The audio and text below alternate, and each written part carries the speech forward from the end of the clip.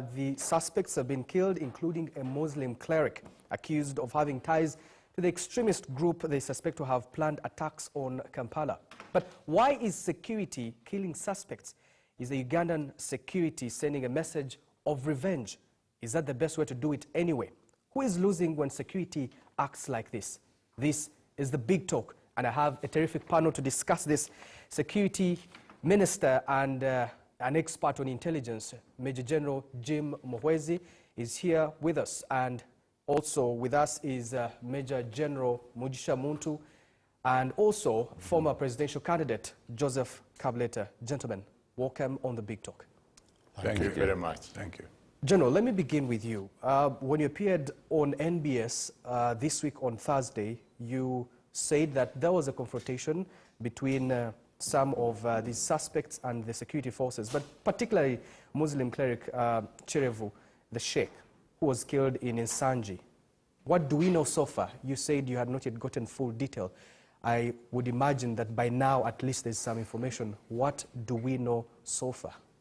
Well, as you know, ADF has got cells within the country, within the community. And there are so many people who are involved in this. And intelligence has been following leads given by those who are arrested and other sources. And there are people who are recruiting and training the young people. They manipulate and confuse. So it was in that regard that there was that intelligence-led operation, and it was in that fight that he lost his life. Didn't look like a fight. When we spoke to his son says that he was handcuffed and shot dead on handcuffs. That is not how security should act. That's not the information I have. And as you know, it's a matter of evidence. If it goes to court, it can be established, but that's the information we have. That's what happened, actually. General, this seems to be a pattern. We also have information on a one Mose who was killed in Nabweru. According to the eyewitnesses, he was chased around, found in his house, shot. I mean, when you're surrounded by military men who are armed, there's no fight there. That is not true. That person was running away from arrest, and the shooting was to incapacitate him from running. And he sustained injuries, and he died of those injuries. But the intention of the police was to arrest him, as we have done with so many others who are in prison. Isn't it quite a coincidence that every time you attempt to incapacitate a suspect, they end up dying? No. There are more people in prison than those who died. We are talking about maybe 6, 7, 5 who died, but we have almost 100 in prison. So the intention of police is not to kill. It is to arrest and try them in courts of law, but also get information from them. They are very valuable to security. Security would be the last group to want them dead. We want them to cooperate with us, to be interrogated, to corroborate other information we have.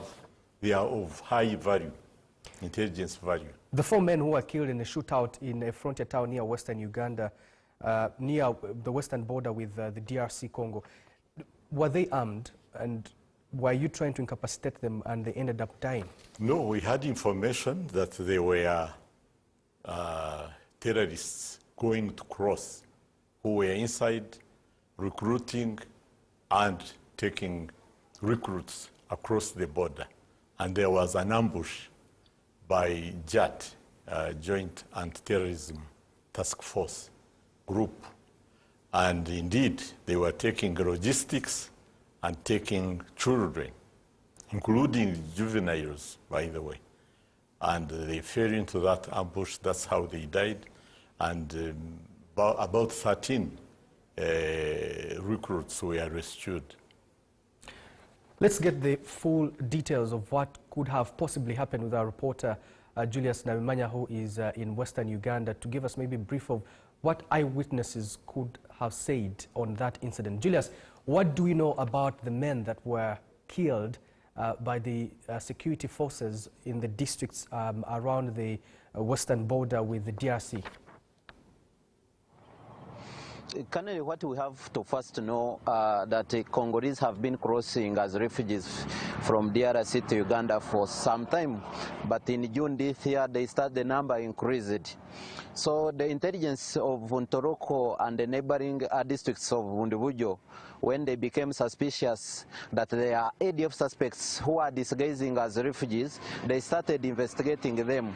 And on 28th September, they arrested one Congolese who crossed as a refugee, Innocent Habyarimana, who has been helping the security in this region to identify the colleagues, and the 19 of them, as we speak, they have been arrested from this region.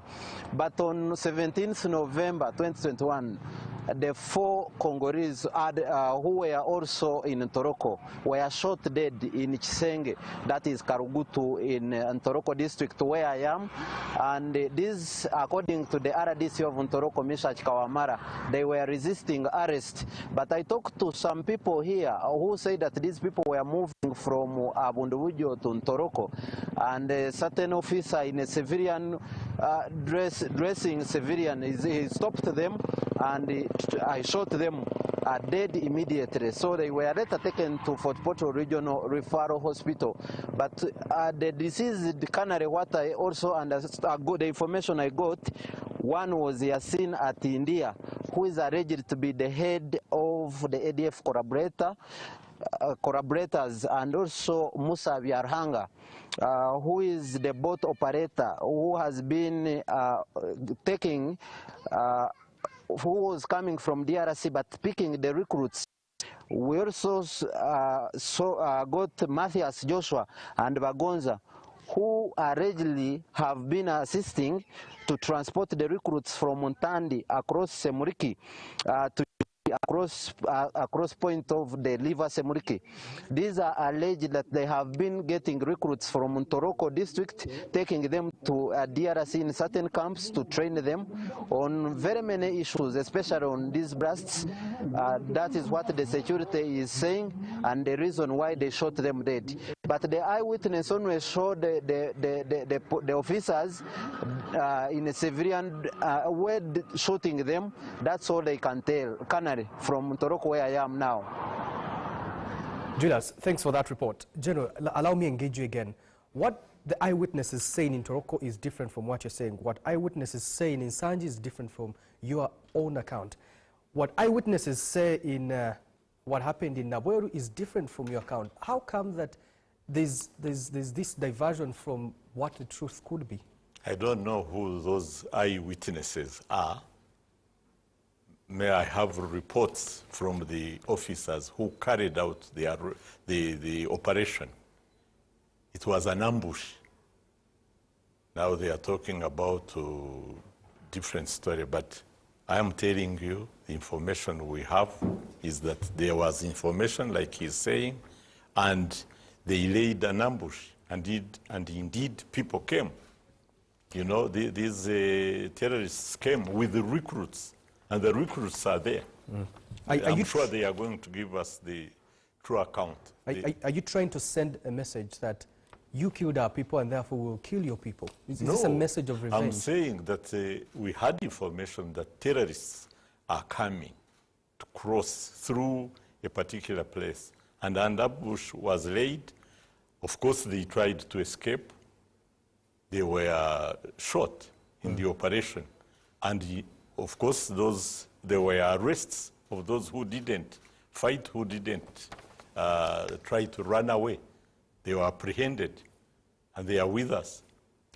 General Mugisha Muntu, what we want to hear from you is your own opinion on the killing of suspects by security forces, but also your thoughts on what happened earlier this week on Tuesday, the twin bomb blasts that left more than 30 people injured and 6 dead? Well, what happened last week was unfortunate. Our hearts go out to the families of those who lost their lives, and our sympathies those who got wounded. We pray that they recover quickly. We are really operating or existing in very complex times, not only at the domestic level, but the tendency of terrorism on a global scale.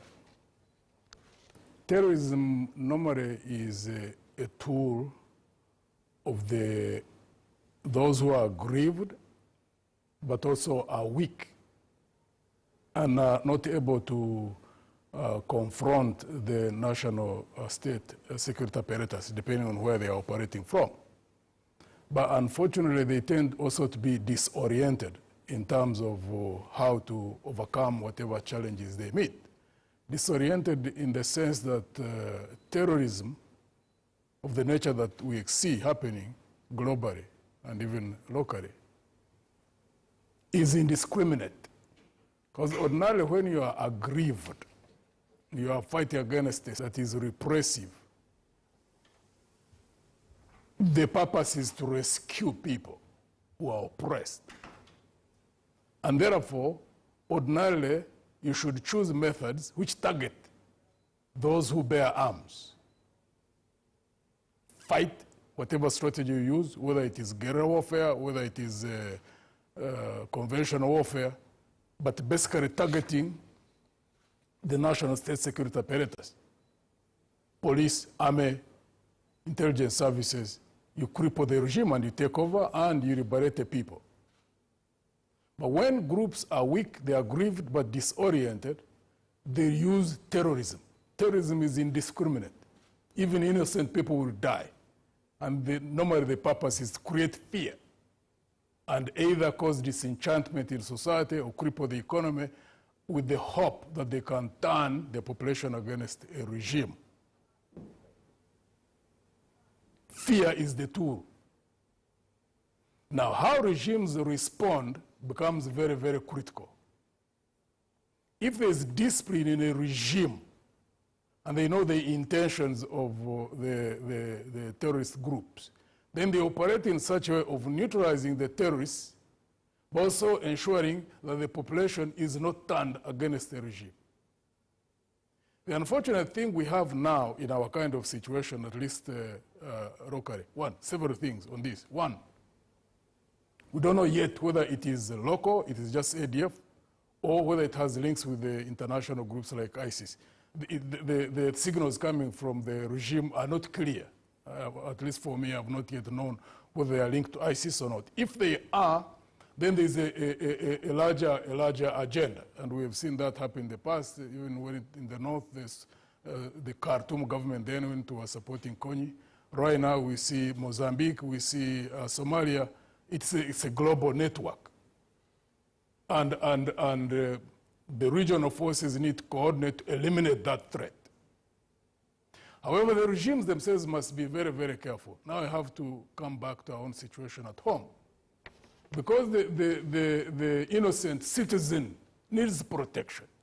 Now, when terrorists are indiscriminate in the way they attack, people are vulnerable. But also happening in the same situation when the regime itself is repressive. And I think that's where the biggest problem is. Because the citizen is now in double jeopardy. And the regime really needs to wake up. You don't want to get into this kind of situation. You are trying to fight against terrorism, but also carrying out acts of repression. It's very tricky. The regime needs to be very, very careful. This is another aspect, like what is being raised. I heard a young girl on one of the TVs speaking from the voice, because they didn't show. I heard the voice. It sounded like a young girl. A daughter, I think, of the sheikh who was killed. And clearly you could hear her saying he was handcuffed. But then subsequently he was shot. The regime needs to be very, very careful because here we are dealing with a different dynamic. What is the implication of that? The killing of a suspect? Yes, you see, again, it depends. And do you buy, you know, the narrative from security that I don't know sometimes there's a confrontation? I don't know what is happening within the state security apparatus. I don't know whether it's a question of policy or whether there are rogue elements who are operating outside the main command channels for whatever reasons they may have. I don't know which is which. But the manner in which the regime acts is the one which will show us the intentions of the regime, not so much what the leaders will be saying, because normally, personally, I never follow what people say. You follow what they do.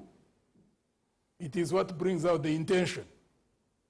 And if they do things consistent with what they say, then it gives them credibility. But if they say one thing and do something completely different, then that undermines credibility. And I think, again, that's another factor in our current situation that complicates matters for those who are in the regime. You're also dealing with a credibility problem. So I'm hoping that the senior people within the regime will sit, in secluded rooms and really go through a soul searching, know the complexity of the situation we're operating in, and carry out rectification measures. One, when there are so many issues which keep coming up of people who've been already arrested, and then they are eliminated, you need to carry out an investigation. And in a credible way that brings out the certainty as to whether actually what the witnesses are saying is true or not true. Don't dismiss it offhand, you know? Now, once it's carried out and you find out that if it is, of course, if it is security operators policy, then you won't investigate. Or even if you try to investigate, it won't be a credible investigation because you can't investigate when you've determined that this is policy, eliminate these guys, either for purpose of creating fear. But I can tell you, that is unsustainable. Over time, it will cause the regime more problems than it already has. Because what we are dealing with first, look at the dynamics of this situation. Whether it is ISIS or these groups which are Islamic, they simply are fighting an ideological war. Whether you see it in Iraq, Syria, wherever it is. Now here, the dynamic is different. Because the Muslims feel they are marginalized because of being a minority religious group.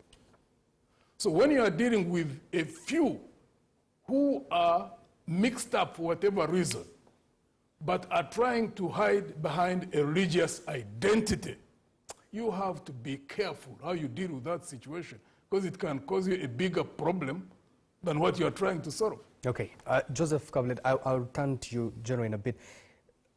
From your own lenses as a political analyst and someone who has traversed this country, you know, seeking to be the leader of it, what message is security sending out by killing suspects?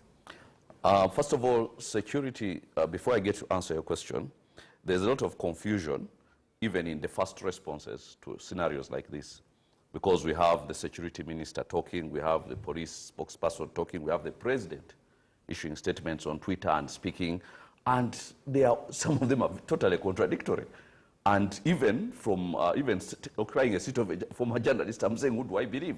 Of course, obviously, you'd go for the high authority. But the thing is... How contradictory are these reports? No, one was saying that there were contradictions about whether, how somebody was killed. And the president kind of tended to say that we got somebody, then they we got some information from them before they died from. Then somebody else said we shot at them and they died. That was the initial statement by Nanga. So there's a bit of contradiction. But then even that aside, there should be one voice in scenarios like this. One voice, just one person speaking, so that whether he's telling lies or truth, at least there is one voice, that somebody who people can hold accountable, rather than so many voices. It's not proper in any scenario. But that said, the killing of suspects and the retaining of some, there is a form to the madness as far as I'm concerned. Because what happens is, I believe that security is killing people whom they believe are completely radicalized and are not going to give any information regardless of what you do. Okay, there are people who are died in the war and they have been trained so hard, and regardless of how much torture, they are not going to give up anything. So, as Stalin said, the best solution sometimes is death. No man, no problem.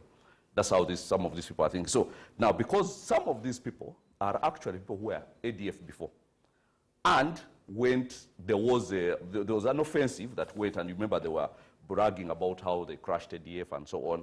And actually, they got out some people, and they went through the whole process of amnesty. Some of them even had amnesty certificates fully issued by, the commission, Amnesty Commission. And then they come into society, and then they have one big problem, because the whole thing of getting somebody who has been radicalized like that and taught very hard doctrine and almost given a death wish, and they are surviving like that.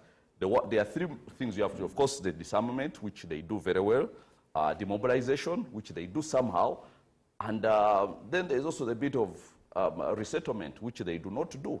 Because when these people come into society, they are already pariah. If they are not resettled and given some other things to do, and then of course there is also the social help that they need to get out of that scenario. Because people always revert back to what they know. When they come in society, there is nothing to do. Then also there is the issue of corruption which comes in here, because some of those people came out of there. They had their amnesty. They were supposed to be given some money to settle in and get into, some kind of things, to get them out of that thinking, that death wish thing. But then the money, as with everything in this government, did not come down to them. So there's a lot of grievance. And there is actually one major who was shot dead in a very grisly manner. And it is said that he was responsible for taking that money. I will not mention him, but I'm sure all of you, you know him. So these people have their grievances. Now, every time somebody is not resettled and given that psychosocial help, they will revert. When life becomes tough, they get back to what they know. Okay? I watch some programs. There's a program I like called Banged Up Abroad, where somebody is drugs and goes through prison and seems to be rehabilitated. But as soon as he comes out of prison and he waits 6 months, 1 year, and there's nothing else left to do, and the only thing he knows to do is sell drugs, he will go back there unless you give him something else to do. Now, these are terrorists. They have been trained as such. And now we have to know that there is a connection between ADF and ISIS, which is being made so much by ADF because they expect funding from there. Because ISIS has the ability to get funding internationally, which ADF does not. So ADF is trying to do certain things that's why ISIS is claiming responsibility for some of these things through their arm, and ADF being called, Central Africa, ISIS Central Africa, something like that. They are trying to get funding from the other people to come, and so they have to do acts to impress their bosses that, because ISIS is trying to get an international look, okay? And now if somebody comes from Central Africa and they are saying their grievance is that Uganda is involved in Central African Republic where ISIS has an interest, so they have a grievance against Uganda, that's what's being stated. But then if you let them go and ideologically align themselves with ISIS, now it does not come with just simple ideological alignment. It comes also with money, and that's what they're actually mostly interested in. Then I believe these security people, when they find a certain Kabuleta who they got in ADF, went through the whole process of being brought back into society, and he has his amnesty, and then he comes into society. Then he's a pariah. He cannot do anything. When he goes back, now when they meet that person there, they know there is nothing that person is going to do. He's already died in the war.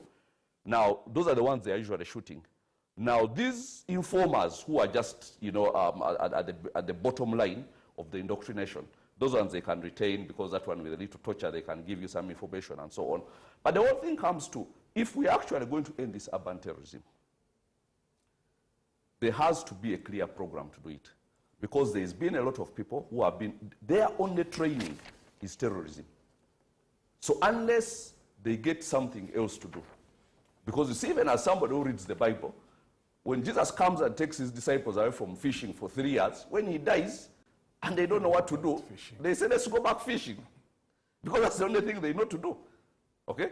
So now we are seeing so many people who are going back fishing because they were not resettled They were supposed to be given money and resettled, given something, some other skill. They were not, okay? And then they were not also given some, you know, because indoctrination takes a long time. By the time you convince somebody that his life is worthless, he can go and blow up other people, you've been taking him through a long process of indoctrination. So it requires a similar process to kind of pull down that thinking away from them, which of course our government is not going to do. They will just say the thing. So rather than just letting them go out there, bring them, start teaching them, unwind all the indoctrination that they've gotten, the radicalization, bring them back to society, and then give them something to start on. But of course the corruption did not allow for that. It was actually released, that money, but the corruption did not allow for it to reach the people for whom it was intended. Now, that's where we see all the confusion. Now, these people, unfortunately for us as citizens, these people are roaming the streets. There are actually about 200 of them, some of them after the whole, whatever, stayed in Congo and got involved in some kind of, farming and so on and give up. But then, until they have been separated and until they have been taught something different and all that indoctrination removed, they will always go back fishing. Okay. General Jim Muhwezi, are you worried that, first of all, the work that you do as security, you do it for the people? Are you worried that these people you do serve, you're losing credibility from them by the acts? Before I answer that question, I think it's proper that I respond to what they have raised. General Muntu has said that he doesn't know whether this is domestic terrorism or whether it's the international terrorism. Then we are talking about IS claiming responsibility. Let us not have conspiracy theories, because we are dealing with a real problem which exists. And there are players who are known. Their agenda is known. So let us deal with it. ADF exists, and it is in Eastern Congo. That's where it is best. We have clearly told the public that they come here, recruit children, take them across, indoctrinate them, radicalize them, bring them back to carry out terrorist attacks. Where they are in Congo, they are carrying out the same activities against the people of Congo. They are related, connected to IS, connected to Al-Shabaab, connected to the ones in Mozambique. So we know these Muslim extremists' agenda, the jihadists. You know, and 26 years later, you still We do. Even America knows. America knows. America was in Afghanistan for over 20 years. They have left, and they are still there. So it's not a simple thing to talk about. We have done very well. We know that they are connected. We know that Musa Baruku has now made alliances with IS. We know it. He's talking about the Islamic State for Central Africa province, where Uganda is included and the rest of the countries in the region. So let us not try to dress ADF in another court for our own political agenda in Uganda. They are known, their philosophy is known. That's number one. Number two, let's not take it as like you are saying, that is it a policy of government to kill suspects. NRM is well known to be harsh with officers who are indisciplined. UPDF is one of the few armies that still carries out execution of its rank and file who commit crimes. If there is anybody with information, credible information, Bring it. These officers who made the arrests or who shot and killed a suspect who was on the run, if there is credible information that that is not the case, that a person was already handcuffed and shot, bring the information. General, I have information that shows that... Let me finish. And that person, I can tell you, will be brought to book. That's the policy, and General Munt has been in a position, in an office of position, and he has superintended about what I'm talking about. Except that you've not followed that position. We have, I'm telling you, You've not been consistent. To the letter. The president, we have who is the commander in chief. Let me finish. You allowed others to speak. Let me also speak. You gave them all time. I wanted to ask you a question on that. No, let me first finish. Okay. We discipline soldiers. When there is information, they are arrested, they are tried and punished. So it cannot be policy of government to kill suspects. Is there a contradiction in the statements we give? No. Should there be only one person to speak for the entire government? No. Is it bad for many people to speak? No. This shows how this government allows freedom and gives out information. So I don't think it's correct for my friend to say that it's, when Nanga talks, the president should not talk, I should not talk, any other, the UPDF spokesperson should not talk. The important thing is that what we talk about is consistent, and that is what is happening. I will show you here that you've had information about the killing of suspects and you've not acted. Like? You know the boxer in Kampala called Zebra Senyange who was killed, and the president has this information. The people who are actually belonging to the UPDF have never been brought to book. You know Zebra Senyange, you know. He was killed in the outskirts of Kampala. And the president went on national television and said that, yes, he knows about this information, but the officers were never brought to book. They were never arrested? They were never arrested, they were never brought to book. I'm not aware of that. Okay, but at least you're aware That's of... That's one incident, no. But there are many. It's not one. There's another one. You have never... to him, he wasn't the security minister at the time. You have never brought anyone. You have never brought anyone to book for the response. Even when I'm a minister, I don't know everything. Yeah, okay, but at least that time you were not. General, allow me put this to you. Yeah. You know of the death of one Yasin Kauma who was shot in Arua. There was, an incident, and they said they were, throwing stones to the president's convoy. He was a suspect. We don't know, but at least we know that he was killed by security, and up to date no one has never been brought to book. Canary, your narrative is not the truth. This is what you heard from journalists. We also act on information which is reported officially. So I cannot say that because it was reported it is the truth. No. Maybe the president investigated and didn't find credible information, take action. Maybe. Okay. So, yeah. General Mugisha Muntu, let me remind you, September 12th March 1996, you were Army Commander. You appeared before a parliamentary committee and told them that Ugandan forces had crossed the border into the DRC, then called Zaire, that past weekend in pursuit of the ADF rebels. The UPDF had ventured 3 kilometers beyond the Zaire-Ugandan border.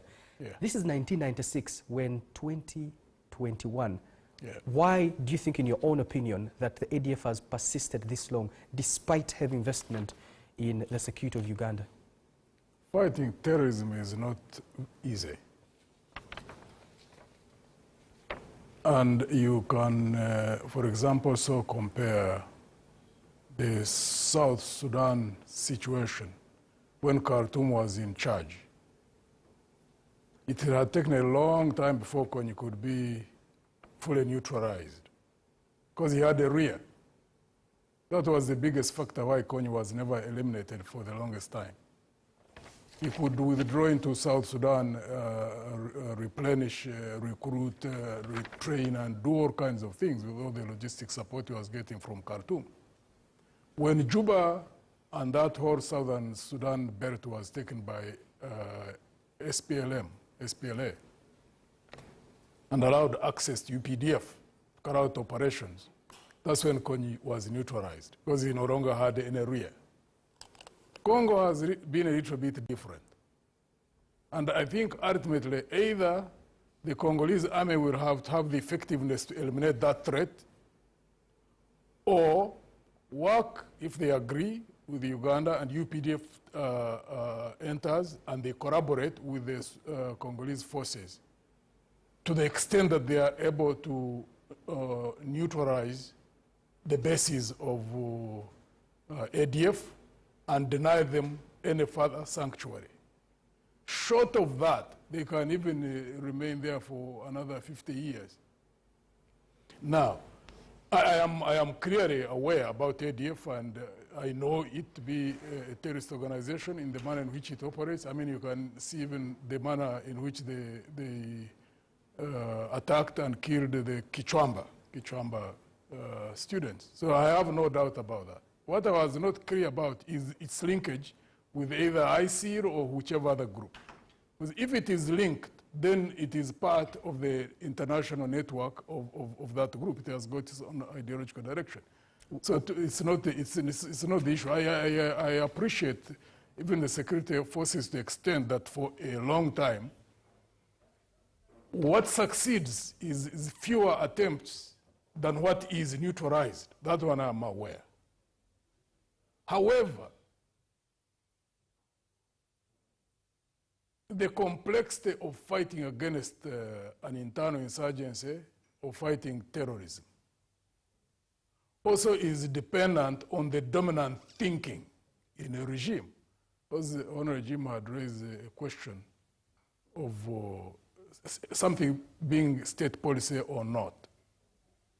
You see, you can be involved in a counter-insurgency operation, even against terrorism, and it happens at times that you find two tendencies. When we were fighting, even when I was in command, depending on the nature of the commander in an area, because like counter-insurgency operations, there are two approaches that are applied. There's an approach of winning hearts and minds. There's an approach of scorched earth. And you could read it in the operational methods of different commanders until there had to be exertion to harmonize, to ensure that they follow the same thing. And it would cause operational problems for us, even as an army. Because I know UPDF, right from its foundation, has always wanted to push the line of winning hearts and minds. But there are also times when it would divert from that. And there are times when even some commanders would be arraigned. But there are also times when, like, that's what I'm saying, because I'm no longer in the state security apparatus, but I watch what happens. And I can see that either there is contention, or there are rogue elements, or there is choice to do certain things that ordinarily should not be done. I don't know which is which. Okay. But I've got experiences as well. I mean, even when I was in command. But I'm glad. When I was in command, there are times when there would be actions which were carried out. I remember, for example, the Buchoro incident. I remember the Mukula incident, which haunted us from that time until now. There were investigations which were carried out. Unfortunately, the outcomes have never been fully highlighted. So that's why I'm saying you just have to do clear, credible investigations in 1996, for you to be believed. In 1996, it took you a whole week to reclaim victory over the Mpondwe town. Yes. Why? So, and which of the two that you talked about earlier applied at that specific time? Was it about the wrong elements that it took you long? No, the elimination So is it about of the strength of the ADF? The elimination of the physical penetration of the group. Actually, within 2 days, they had been eliminated. The ones who attacked Mpondwe. I recall very vividly. But I went there. The late General Karim is the one who was in command then. And after that, they retreated back into Congo. And the situation has, been quite problematic since that time. Okay, I have something, because it's very important, whether there is, I appreciate General Muntu's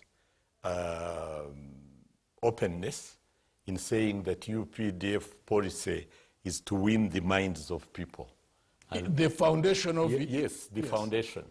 And but it has not been fully consolidated because of the subsequent political challenges. But I also appreciate that you said that even during your command, you would notice that there would be tendencies of individual commanders tending to take a different approach. Yes. But you know very well that in such measures, incidences, they would be removed. Action would be taken, which means that the policy of government is different, is to win the minds. So similarly, even now, if there are incidences of individual actions of officers which are contrary to the policy of government, action will be taken. So the policy of government has not changed. It is to win the minds and hearts of people, of opponents actually, and also of making sure that the law is followed. But if there are individual incidences or actions of government operators, action will be taken. Except that now, instead of winning minds, you're losing credibility as security. No, it's still the policy. Can I say something? Yeah. So the honest truth is that has not changed. A lot has changed in regard to how people perceive these security situations.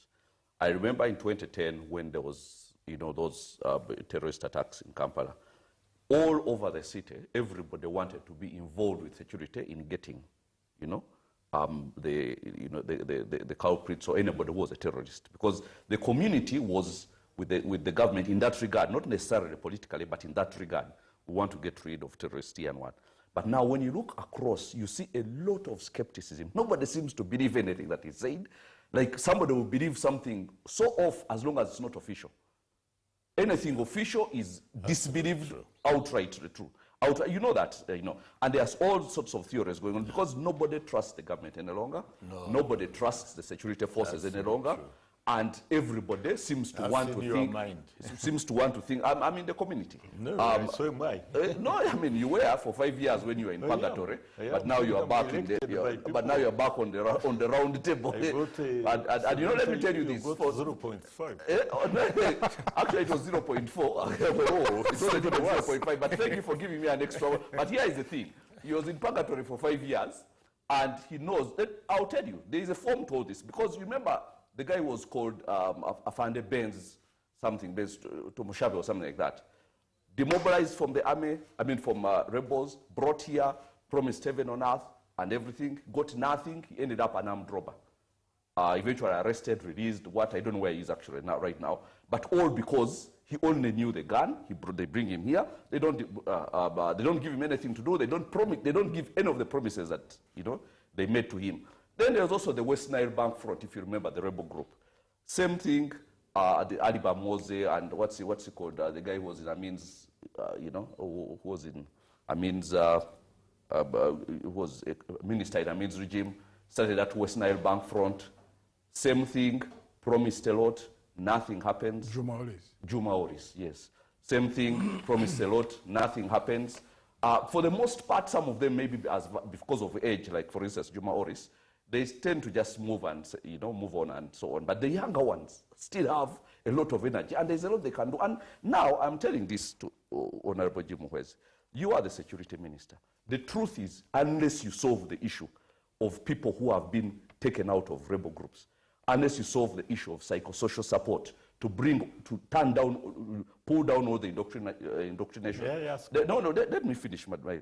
Unless that's simple issue, we are going to continue having it, because I'll tell you this, when these people stay here with all that training, they can even be used by the enemies of the country in the region and so on. Kabuleta, I hear you, but what explains the young people? The young people are not really looking for psychosocial support. Why ADF is fighting? How do you explain the 20-year-olds? How do you explain the 23-year-olds who are joining the ADF rebel group? There is a reason why the first thing I did, I came out and said that the first thing the president should do when he speaks to a nation today is first remove all COVID restrictions. Because poverty is a bedrock for all sorts of things. Idleness and poverty. And idle mind is the auction for the devil, they say. And poverty. When people become desperate, there is no limit to what they can do. So now look at what's happening in the city. You see, there are certain things which Honorable Jim Mweze might not understand, especially him, especially now that he's back on the, on the round table and out of purgatory. But the honest truth is, small things. What happened to all the bouncers and what were involved in the night economy? You see, when you look in this city, I know that because I interact with people. Somebody has a border, he works by day and gives it to somebody by night. And they use the same bike to feed two families.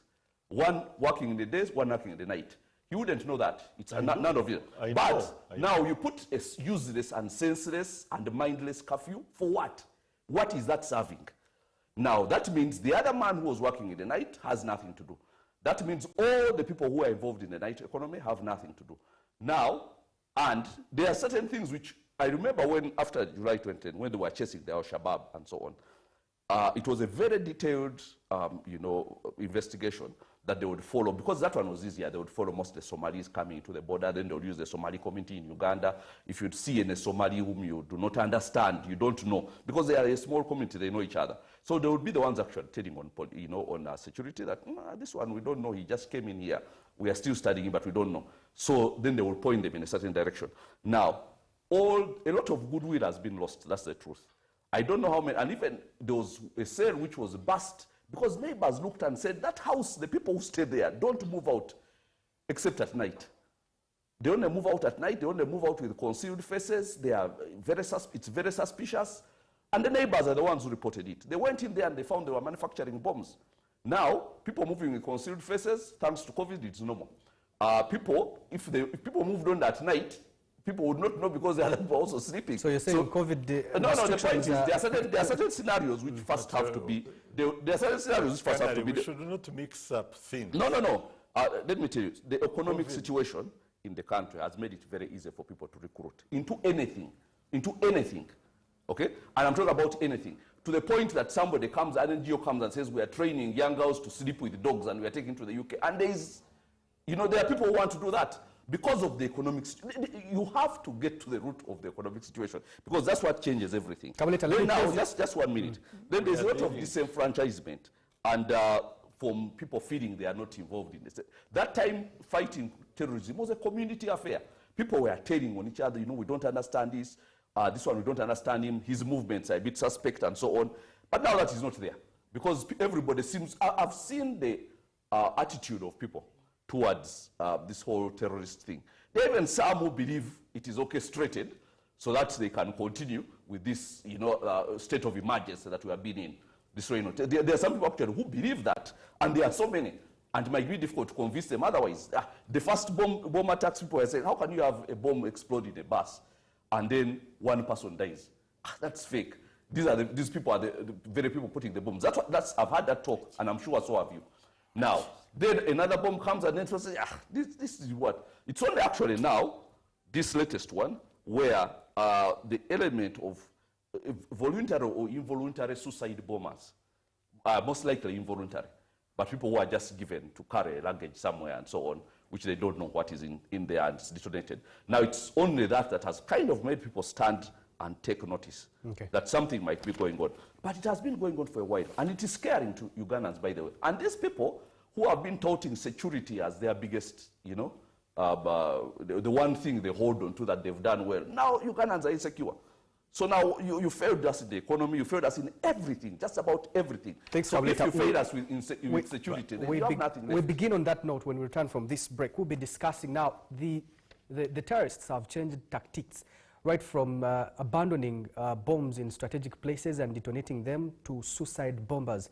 That is one of the biggest worries of security. We'll discuss that in just a bit. I know that our politics has been guided so much by personalities, and we want to move away from personalities and move into ideology.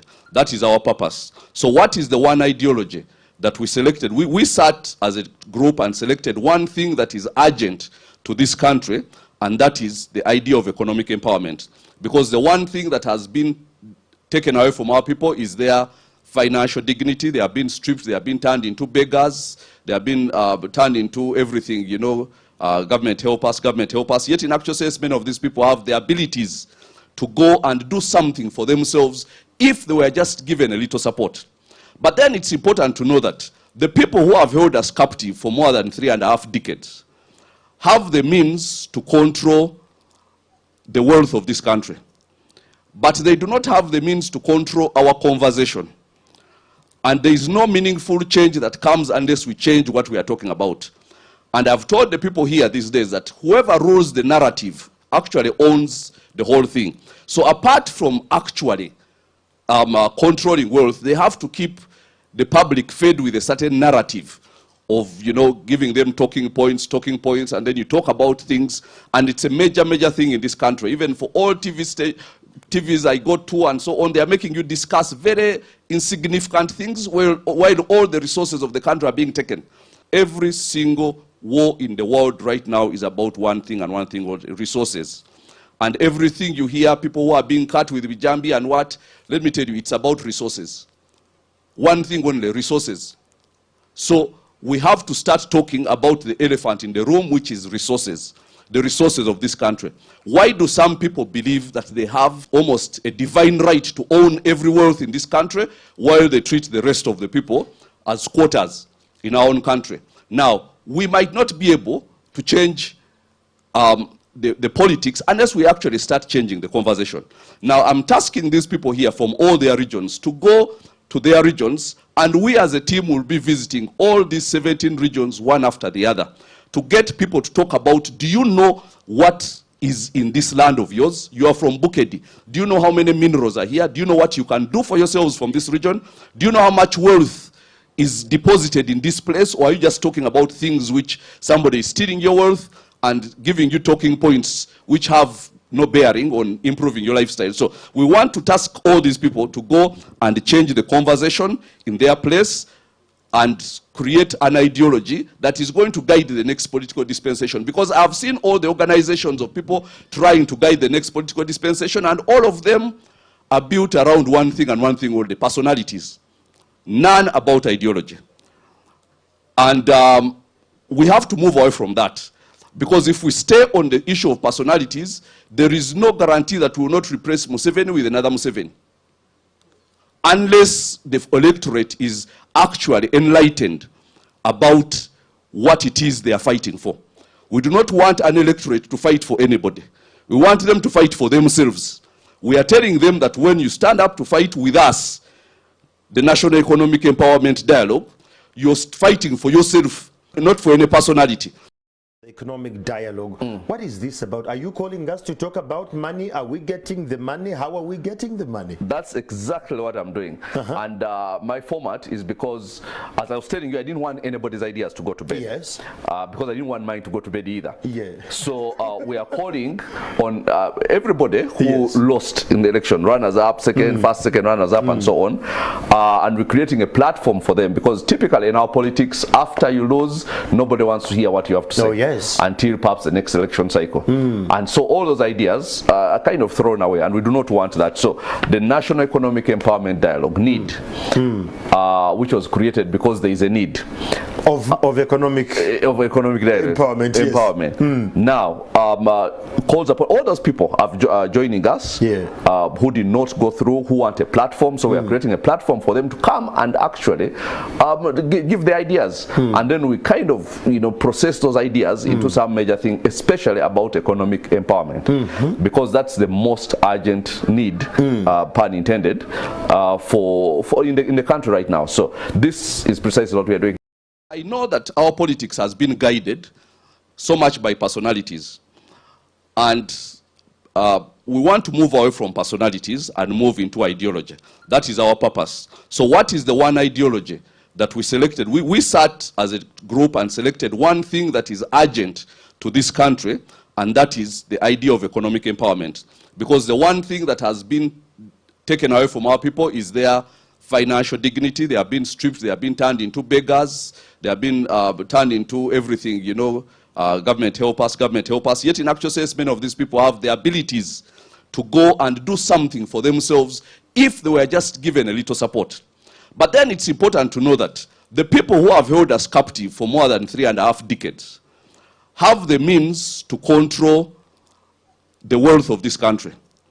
But they do not have the means to control our conversation.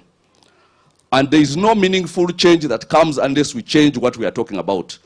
And I've told the people here these days that whoever rules the narrative actually owns the whole thing. So apart from actually controlling wealth, they have to keep the public fed with a certain narrative of, you know, giving them talking points, and then you talk about things, and it's a major, major thing in this country. Even for all TVs I go to and so on, they are making you discuss very insignificant things while all the resources of the country are being taken. Every single war in the world right now is about one thing and one thing, resources. And everything you hear, people who are being cut with Bijambi and what, let me tell you, it's about resources. One thing only, resources. So we have to start talking about the elephant in the room, which is resources, the resources of this country. Why do some people believe that they have almost a divine right to own every wealth in this country while they treat the rest of the people as squatters in our own country? Now, we might not be able to change the politics unless we actually start changing the conversation. Now, I'm tasking these people here from all their regions to go to their regions, and we as a team will be visiting all these 17 regions one after the other to get people to talk about, do you know what is in this land of yours? You are from Bukedi. Do you know how many minerals are here? Do you know what you can do for yourselves from this region? Do you know how much wealth is deposited in this place, or are you just talking about things which somebody is stealing your wealth and giving you talking points which have no bearing on improving your lifestyle? So we want to task all these people to go watching the Big Talk on NBS television and listening in on 106.1 Next Radio. My name is Kanar Mugume, and today in the studios I have retired Major General Jim Omohwezi, is the Security Minister. I have retired Major General Mugisha Muntu. Hey, okay. Kabuleta, are you interrupting my introductions? Former presidential candidate, former army commander, and also a member of the Alliance for National Transformation. I also have former presidential candidate Joseph Kabuleta. Gentlemen, let me begin with you, General. The tactics now that have changed, I mean, look at 24 days ago when the attacks happened in Komamboga. A bomb was abandoned in a bar and then detonated. The bombs that happened this week on Tuesday, these are suicide bombers. You seem to sort of disagree slightly, say maybe they were involuntary, but regardless, it looked like a change in tactic. Does that worry you as security, especially knowing that actually these were Ugandan citizens? Well, first of all, I don't disagree that they could have been suicide bombers. You say there's a possibility. There is a possibility. There are two. I agree, because they blew themselves up because they died with the bomb which they were carrying. That's one possibility. But there is another possibility that they may have been detonated without their knowledge. They were tricked into carrying the package that contained the bomb, and when they reached that point, it was detonated. It can be done. Technologically, they can do it, and it's possible. So it is a likelihood, another likelihood. It could be either or. Yeah, regarding what is happening, yes, of course, it is worrying in a sense that we can still have Ugandans who can be persuaded or tricked and indoctrinated to come in the community and carry out those terror attacks. But we have known about it. that's the work of ADF. We know that they have been coming and taking young people from the communities, lying to them that they are going to give them employment. When they get there, they actually involve them in training, and some get scared, some escape, others are killed, beheaded, and they create fear, and eventually they conform, they indoctrinate them, and so on, and send them back. And they create cells here. That is why we are talking about talking to our children or our grandchildren not to be involved in this. It's a big job. We have to find, it is true that there are many who are unemployed, and when they lie to them that they are going to get them jobs, that's how they are lured and taken. To that extent, it is true that poverty lures them into going for employment to get money, and they are involved. So that's why we are appealing to the communities to get involved in the government program, now putting money. So you admit it's partly government's problem? No, it's not part. It is. If there no, don't put words in my mouth. If there was a society where everyone believes that they have an opportunity to succeed, maybe is that because people are anxious to get money, they get tricked into these activities. It cannot be justification. But I'm saying the young people should cooperate with the government. We are bringing 100 million per every parish. Let them get involved in this, and a living properly without being involved in these horrible terrorist activities. If there was a society where everyone believes they have an opportunity to succeed, or maybe even if they believed that this government cares about them, maybe they would not be falling prey of the jihadists. By the way, don't give an impression that all the people don't believe in the government. No, it is not true. Many people, they will have just been an election. Yes, and the majority were here elected. In some areas, the opposition won. In other areas, the movement won. So if you say the government didn't win legitimately, how come it lost in some areas? Did we decide to give them away? So there is democracy. There is no question about it. Thank you, General. To you, General Muntu. We'll get back to this later, the issue of the election. Maybe if the majority actually believed in you, there would be more than 5 million, according to... I lost an election 2016. I came back. So. General Muntu, where do you think this is coming from? The change of tactics, but also the idea, just to think of it, that Ugandans are the ones being recruited, and young Ugandans that are falling prey of the radical extremist group. If it's correct that there's some young Ugandans who've been radicalized to the extent that they are willing to detonate themselves, detonate bombs when they are... Suicide bombers. Suicide bombers. That would be quite frightening, because it makes even the countermeasures more complex. I have heard a view of people who said that maybe these were not suicide bombers. These could be young people who were simply lured either by money or through other methods to be convinced to carry a package without knowing what was in the package, and then someone else detonated the bombs. I really pray to God that that would be the truth. Because if it is not, and they are actually suicide bombers, then there has to be a lot of worry. Because when people are ready to die, it becomes very complicated to fight them. And very well knowing that, a package, I mean like backpacks. Anybody can carry a backpack. Are you going to be checking everybody with a backpack? It creates many, many complications. But we'll keep waiting to see whatever investigations are being carried out to find out what exactly that is. But regardless of that, even if they are not suicide bombers, fighting terrorism itself is a complex thing. Because, I mean, they can rig a vehicle with explosives and they can detonate a vehicle. Actually, the death would even be more massive because of the magnitude of explosive that can be put in a vehicle.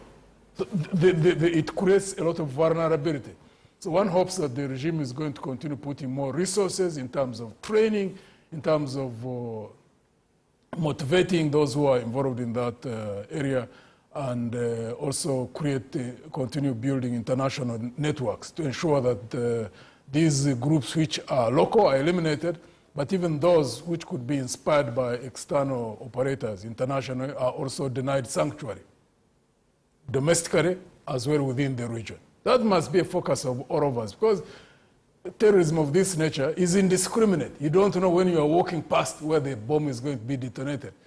And it has nothing to do with any religious affiliation. It has nothing to do with any political affiliation, because you don't know when you are going to be passing where, which congregation where you are sitting, like people who are eating, drinking and eating pork.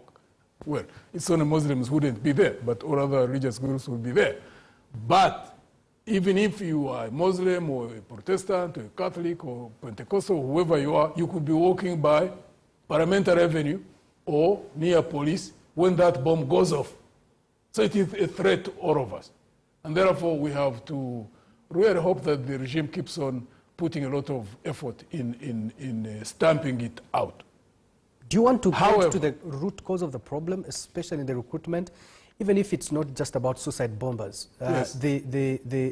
Some of the recruits that security actually rescued, to use his language, were actually wearing rosaries, and the UPDF spokesperson said that this is a method of disguise. There are always grievances in society.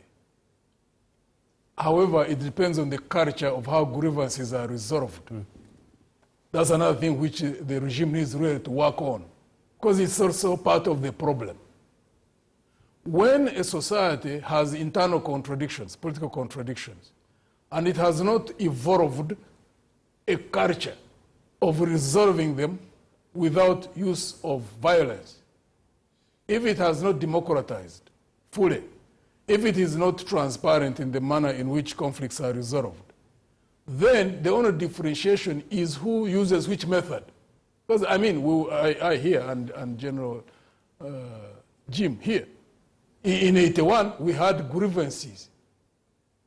We only chose to use a method where we would get weapons and fight against those who were armed. But what sparked us off were political grievances.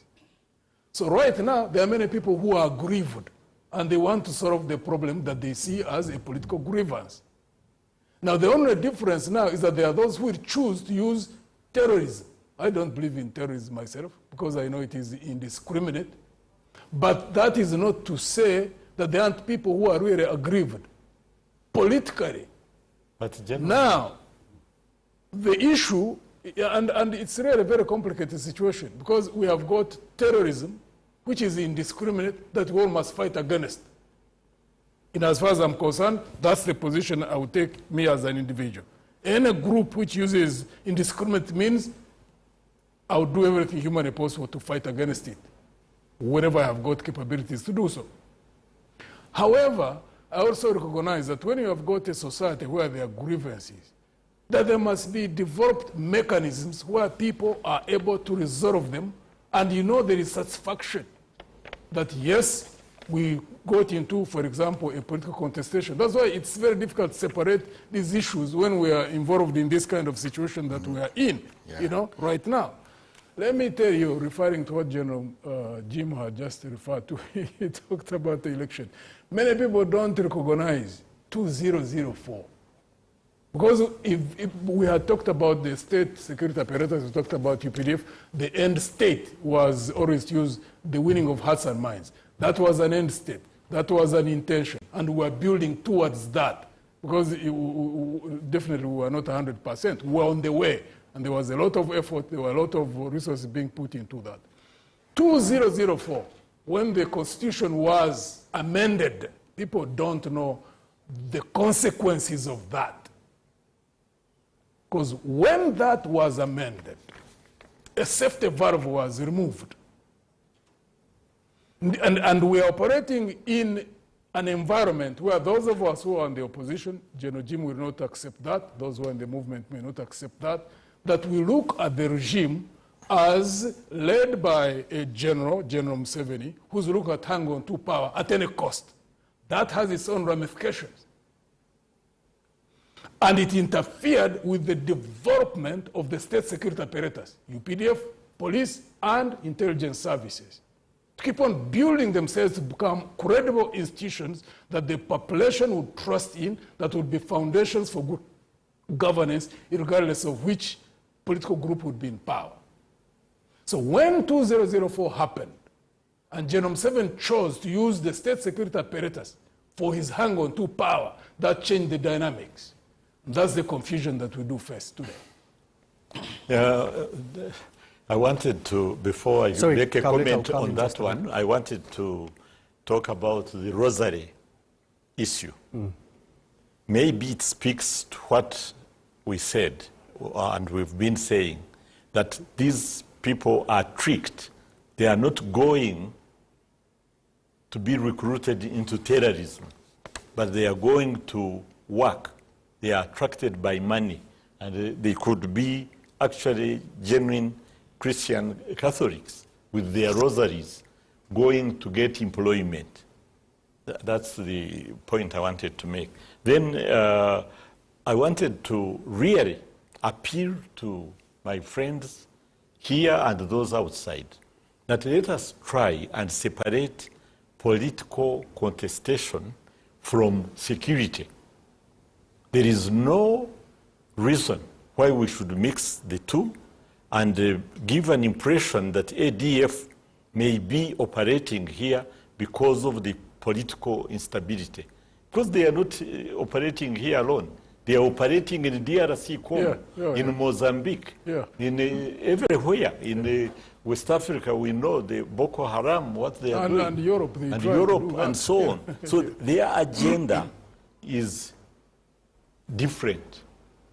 Okay, you can say that we have two problems, if you think this is a problem, but it cannot be the justification. No. Yes. No. So that's very important for people to separate the two. And the grievances he talked about? Yeah. And the grievances he talked about? The grievances, we will deal with them. They are always there. They are actors. We know General Mont has a party. It has its own approach. There is a NUP. They are in parliament. There is a FDC. They are in parliament, but there is a splinter group of Kanovesiji, which does not believe in democracy, but believes in defiance, and so on. Yeah, but defiance is a legitimate tool of expressing your grievances. Okay, but the point I'm making is that we are dealing with that one on one hand, but let us be united on the issue of security. Let us all say that we need a secure environment for us to politically contest. Okay. Yeah. You know, it's interesting because, let me first say this, that, you know, when the president was meeting new NRM, MPs who had just been freshly elected, and most of them were in their late 20s, 30s, maybe mid-30s, and so on. Some of them fit to be General Muhwezi's grandchildren. And then when I was seeing the picture and General Muhwezi is sitting there among them, and he's also being, given the NRM doctrine because he had spent 5 years away. And I kind of thought he would come back. I was facilitating. I kind of thought he would come back with a bit more humility than he actually has right now. First of all, we have to state this, that it is not first those people that combine security with politics. The number one combiner of security with politics, as even he has said in 2004, is President Museveni.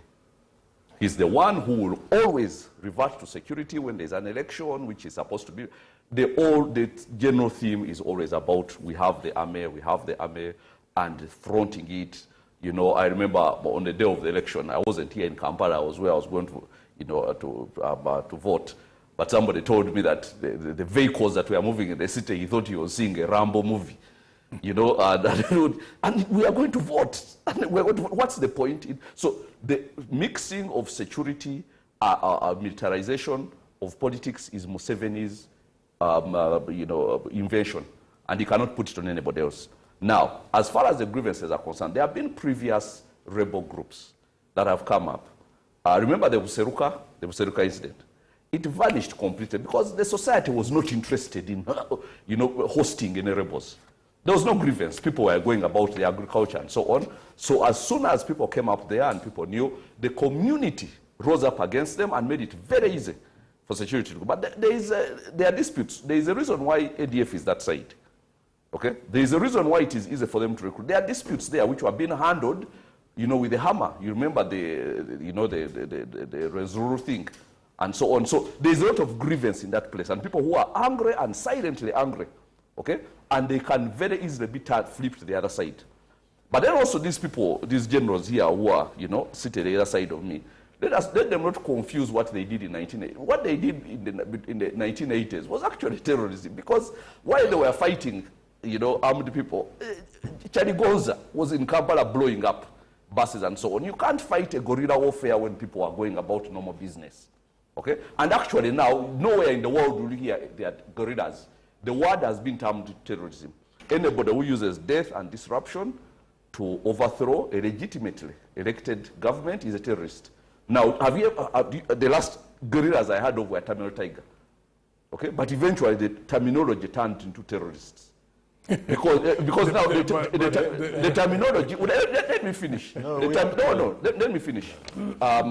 You know, the Tamil Tiger in Sri Lanka. So the terminology of guerrilla died away. Nobody uses it any longer. Now, what they were doing in the 1980s, if anybody did it now, or if they themselves did it now, it would be terrorism. And that's what it is. Because in Jinja, there were people, you know, killing people with Butayimbwa. People are going about closing shops. By 7 p.m. everybody had to be home. Up until January 25th, when they took over power, then the Butayimbwa stopped. Wait, let me finish. The Butayimbwa stopped magically. So what I'm trying to say is that these terrorists are addressing grievances in a way that these people should know about. We are the ones actually who should stand up and say that there are better ways politically to handle these grievances. There are people whom I know. You, for instance, even should we unite to fight them? We are supposed to. Should we unite to fight them? Because you're saying that we should listen to their grievances. No, the thing is, should is a different thing, because fighting somebody, for instance, what happened in Kasese, okay? You kill in excess of 100 people just like that.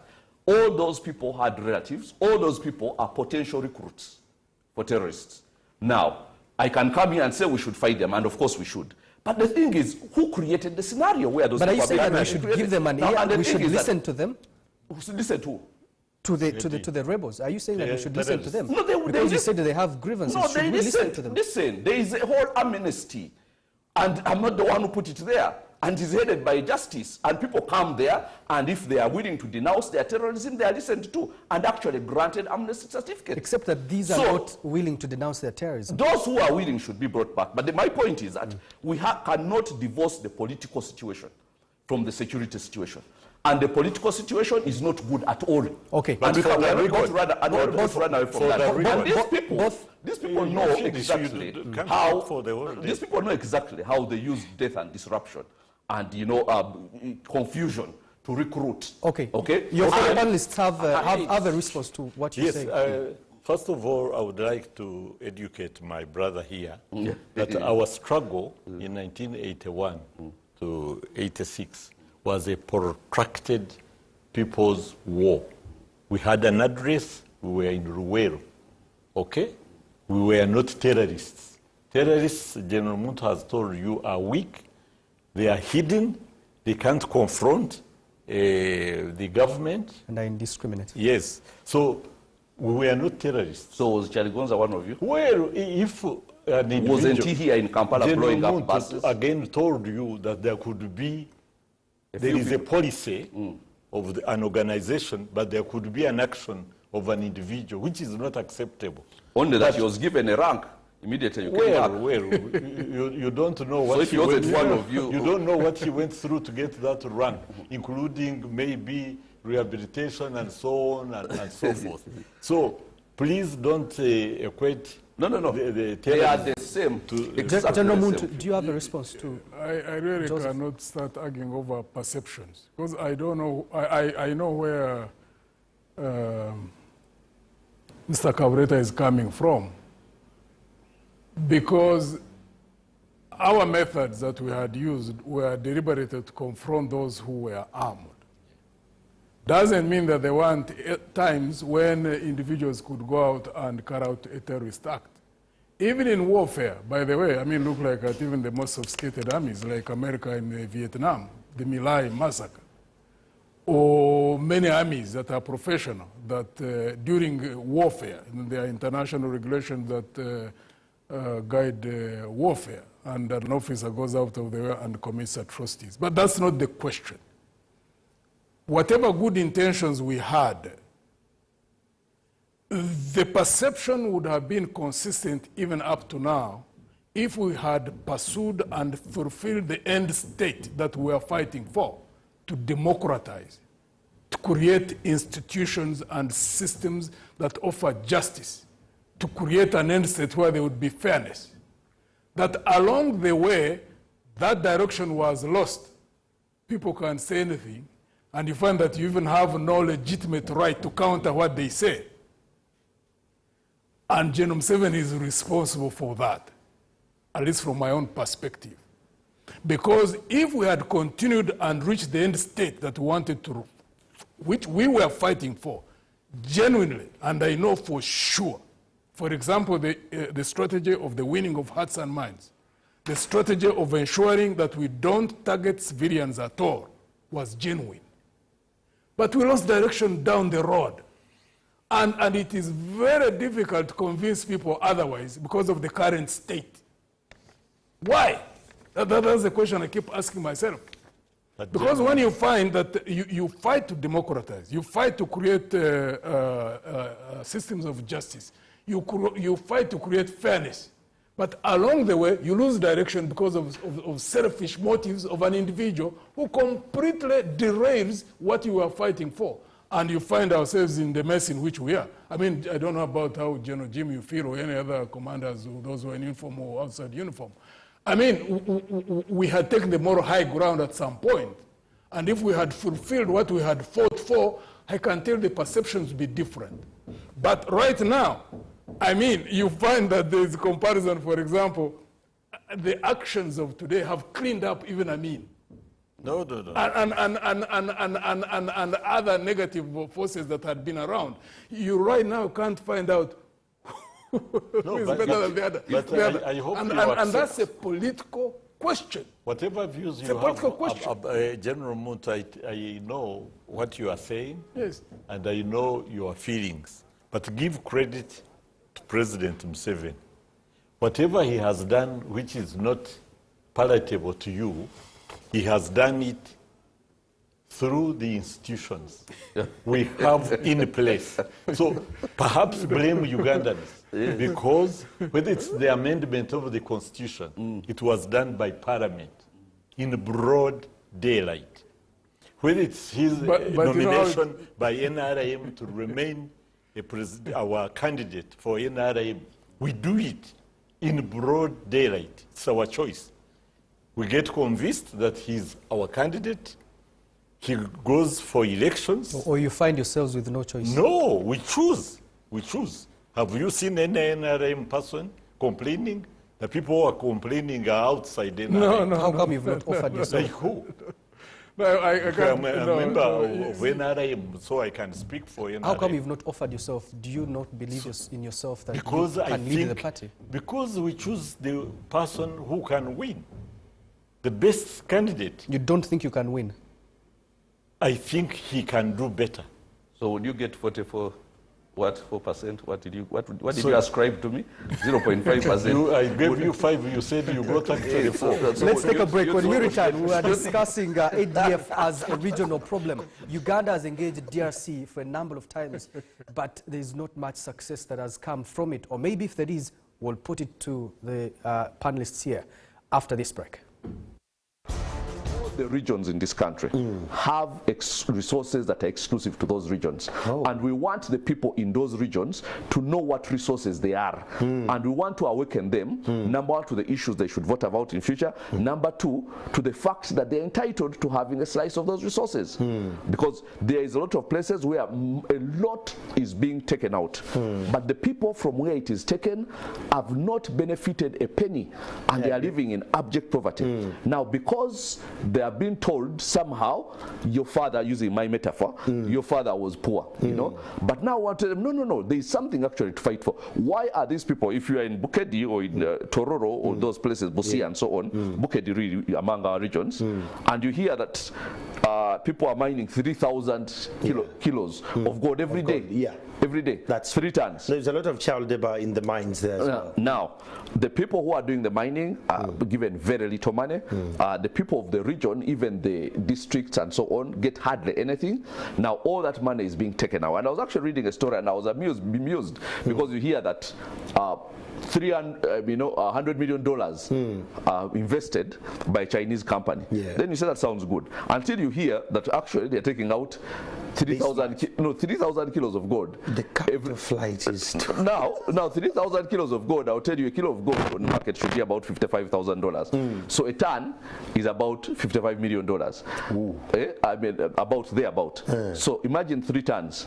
So those people are getting their investment in in a matter of days, so to speak. Even if you factored in the labor and all operations and logistics and all. And then they are saying they are giving taxes of 30 billion shillings to the government. 30 billion, that's like 10 million, and that's less than a kilo of gold. I know that our politics has been guided so much by personalities, and we want to move away from personalities and move into ideology. That is our purpose. So what is the one ideology that we selected? We sat as a group and selected one thing that is urgent to this country, and that is the idea of economic empowerment. Because the one thing that has been taken away from our people is their financial dignity. They have been stripped, they have been turned into beggars, they have been turned into everything, you know, government help us, Yet in actual sense, many of these people have the abilities to go and do something for themselves if they were just given a little support. But then it's important to know that the people who have held us captive for more than 3.5 decades have the means to control the wealth of this country. But they do not have the means to control our conversation. And there is no meaningful change that comes unless we change what we are talking about. And I've told the people here these days that whoever rules the narrative actually owns the whole thing. So apart from actually controlling wealth, they have to keep the public fed with a certain narrative of, you know, giving them talking points, and then you talk about things, and it's a major thing in this country. Even for all TVs I go to and so on, they are making you discuss very insignificant things while all the resources of the country are being taken. Every single war in the world right now is about one thing and one thing, resources. And everything you hear, people who are being cut with Bijambi and what, let me tell you, it's about resources. One thing only, resources. So we have to start talking about the elephant in the room, which is resources, the resources of this country. Why do some people believe that they have almost a divine right to own every wealth in this country while they treat the rest of the people as squatters in our own country? Now, we might not be able to change the politics unless we actually start changing the conversation. Now, I'm tasking these people here from all their regions to go to their regions, and we as a team will be visiting all these 17 regions one after the other to get people to talk about, do you know what is in this land of yours? You are from Bukedi. Do you know how many minerals are here? Do you know what you can do for yourselves from this region? Do you know how much wealth is deposited in this place? Or are you just talking about things which somebody is stealing your wealth and giving you talking points which have no bearing on improving your lifestyle. So we want to task all these people to go and change the conversation in their place and create an ideology that is going to guide the next political dispensation. Because I've seen all the organizations of people trying to guide the next political dispensation, and all of them are built around one thing and one thing only: personalities. None about ideology. And we have to move away from that. Because if we stay on the issue of personalities, there is no guarantee that we will not replace Museveni with another Museveni, unless the electorate is actually enlightened about what it is they are fighting for. We do not want an electorate to fight for anybody. We want them to fight for themselves. We are telling them that when you stand up to fight with us, the National Economic Empowerment Dialogue, you're fighting for yourself, not for any personality. The most important thing is to even teach the electorate about the issues concerning election.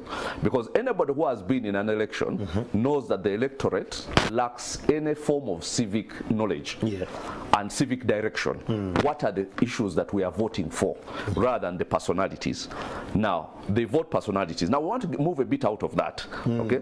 Because we've had personality politics for 35 going to 36 years, and the cult of personality and so on. But now I see even a lot of the people who are thinking about, you know, a change of government, you see it's the same personality thing that mentality that they are pushing. Now we want to take civic education to those people and say these are the issues that you should be voting for. The Muntua ones as your fellow people. Now these are the issues you should be voting about. Now when somebody comes to you, these are the things you should task him to tell you how he is going to handle them or she is going to handle them. And now those people start understanding what is at stake. And because some of them, you know, people are seated in regions which are very resource rich, and they have no idea, and as a result they have put on, and of course it has been deliberate by this government, make sure they have no idea. So they are moving around with their heads low, and they have nothing to fight for. They don't feel like fighting for anybody. Now we are saying we do not want you to fight for anybody. Fight for yourself. Fight for the resources that are in your place, where you are born or where you stay, and that is a good enough reason for you to awaken.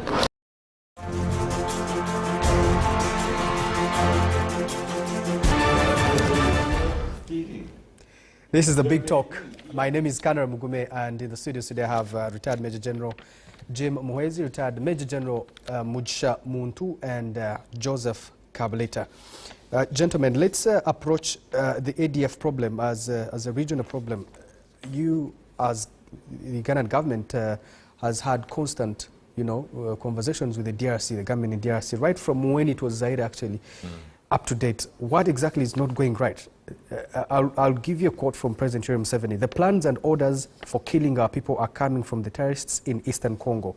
We are continuing to discuss with His Excellency Felix Tshisekedi about eliminating the cancer. This was part of, you know, his statement during the death of General Lokech. And you know, one wonders if the state actually knows where the problem is coming from, and there are no collaborative efforts. Then what next? There are efforts going on, and discussions are going on, and God willing, they will come to fruition. I know for sure there are UPDF officers, you know, deployed in the DRC, headed by General Kayanja Muhanga. Are these there specifically to fight the ADF? Definitely, when they succeed in going there, it will be exactly for that purpose. There's information that they are already there actually. Then that's a very positive development. So what next? ADF becomes a problem to East Africa, to Congo, to Uganda, to Somalia, to Rwanda and Burundi. So how come that there is no concerted effort for all this as a regional body to just come and defeat ADF at once? I think that will happen eventually. I think it's a positive thing. It's a good proposal, and I think since it's a common enemy, there will be collaboration in dealing with them eventually. Joseph Kabuleta, why, in your own opinion, do you think that ADF has persisted despite, you know, everyone? Do you think that there are other, you know, outside countries, could be outside Uganda, not necessarily outside Africa, that are actually fueling ADF? Of course, they can't have existed on their own, but then also let's look at it this way. The reality is that UPDF have used ADF as a very wonderful reason to go into Congo, and for a lot of the time they were not doing anything like fighting. There was timber, there was gold, there was all that coming here, and that is not speculation. We even had a court a case in the international court which were fined $10 billion, which we are supposed to pay to Congo. Now we haven't paid on interest, it's going up and so on. So now, on the one hand, they are fighting rebels whom they are not defeating, but yet there is a lot of gold coming from there. There's a lot of resources being stolen from Congo.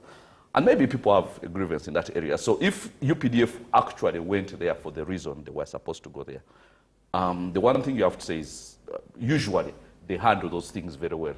Okay, when it's other countries, they handled it so well with South Sudan, they handled it so well with Burundi, although that was kind of under the table. But we know that when there was a coup in Burundi, it was UPDF who went and installed Nkurunziza. Why are they having a problem with ADF? Or maybe it's convenient for them to be in Congo. Maybe there are other things that are coming out. Because let's get this straight, the things that were stolen from Congo were stolen by individuals within the army, Ugandan army. But the country is going to have to pay. It wasn't Uganda stealing, it was individuals stealing. But the payment has to be done by Ugandans. So we also have to eliminate the bit of the convenience of the UPDF being in Congo, in a very resource-rich place. And is there any real, these are questions you have to answer. Is there any real desire to end this once and for all and say we are not going into Congo? What does that do to Ugandan gold exports? Okay, which we all know are not all coming from Uganda, and all the other, goodies that come from that area. So that has to be looked into if we wonder why this war is prolonged. Because there are certain wars which are not supposed to be won, and we know it even internationally. Okay, there are wars which are not supposed to be won. So prolonged in whose favor? That's the whole point. Who? I mean, the favor of those people who are going there and getting those goodies, and we know even this happens internationally. It's not a secret. 10 billion. Where is it in Uganda, 10 billion? No, the thing is, I'll give you an example. The Afghanistan thing. WikiLeaks releases dossiers among, American security, saying that, no, we are not supposed to win this war. You keep it there. And it's supposed to be there. And they are not interested. Now, eventually, when they decided they didn't want the war, they left $85 billion worth of military hardware to the Taliban and left. They could have removed those things. They left up choppers, RPG launchers, all there, and $85 billion worth of, and left. So there are certain wars which, so maybe the ADF, UPDF thing is not necessarily supposed to be won. Maybe there is a lot of things which are, but then, because of that, we are having problems here with urban terrorism, because previously they have been doing it that side. Cross over the hills, come and kill students in Kichwamba. I went there and visited, as a journalist, I went and visited that place and saw the horror of what happened, of people who had been burnt and so on. And later on, I went there after and I saw the trauma. And then but now if they come into the city and they are trying to do, first of all, ask him, does he know where these bombs are made? Are they made across the border? Or are they made in Kampala? How can we have a government which has a huge security budget, a huge security budget, which has a very big classified budget, which is mostly used for security, which has recruited spies, almost 1 in every 3 or 4 people is a spy, and then we have detonators, being explosives, being built in our backyard and exploded without us knowing? How is that even possible? Are they focusing on politics or on actually securing the lives of Ugandans? That's things we have to talk about. Because I'll tell you this, Canary, if these bombs are being manufactured here, we're in serious trouble. Because I can tell you, with all the existing conditions, they will not fail to be willing people to tie these things because of the conditions existing. So we have to make sure that, number one, we can identify that there are no bombs of that caliber, because these are big bombs, actually, being made within our locality. Then we remove the existing conditions that make it easy for these people to recruit and get people who are so desperate, have nothing to lose. So you are saying if these conditions pertain, it is okay for these terrorists to kill indiscriminately, like they did at Parliamentary Avenue, at CPS, you are saying it's okay. Because now you're speaking like an RDC. No, I just speak like a security minister. You heard what I said. You heard what I said, and I'm not going to defend myself. You heard what I said. But you let your speech be above RDC, because when I go to radio stations, I hear that from RDC. But what I'm trying to say is we are defining the truth is, I'm looking at it. I'm trying to look at this from somebody who lives in this city. And as General Muntu says, who doesn't know where I'm going to be walking tomorrow, where I'm going to be having a cup of coffee tomorrow, and so on. Now, it concerns me that we have people building fairly complicated explosives, the ones that we saw here in this city, possibly, if that is. Now, those are the things I want General Muhwezi, who is the security minister, to answer that, no, we can assure you there are no explosives being built in this city. Can I answer? Go ahead. I have told the country, and my friends have said so, that these are improvised explosive devices, okay? We have not hidden that fact. But the conditions you are talking about cannot be justified, cannot be... Nobody is justified. You answer the question. Are these things being built here? Yes. Improvised explosive devices, I don't have to go into the details of them, but Enanga, Enanga the other day even outlined the material actually. Now, Sheikh Baruku, however, said that they are sending people to go and train at ISIS to build these devices. Fine. Now, this is concerning for Uganda. The issue cannot be... And he's actually stating that we are sending our people to go there and be taught how to make these devices and how to make them more complex by people who have expertise in doing that. Now, the truth is, the questions that the security minister is supposed to be answering to assure Ugandans that we are safe, that we can step out tomorrow and go and have a cup of coffee. Do you know how many... He is not answering them. He's busy in the business of defending. I think you haven't been around, or you have been not following. I've been following everything. I've been saying that we have foiled, even in NBS, by the way, that we have foiled hundreds. We have captured so many of these materials, so much, okay? Because we get information. And actually that tells, speaks to willingness of the population to report to us. What we do behind is not known like a bomb blast that goes off. Okay. But we do know what is happening, and security is in control of most of them. If one or two slips through like they did, it is a very small fraction of the great work security is doing to secure this country. General Muntu, from your experience, our conversations, bilateral talks with the DRC, why have they not yielded much success, or success that is actually visible? We know that the hub of the ADF is in eastern DRC. And do you think that part of the problem of why there's not much success is our disagreements we've had in the past with the DRC? First, I'm not privy to the discussions. The only information I have is what we get in the papers, what we have seen on TV. But the initiative itself is correct. We would encourage that the government continues discussing with the DRC, because I have a belief that if the presence of UPDF in Congo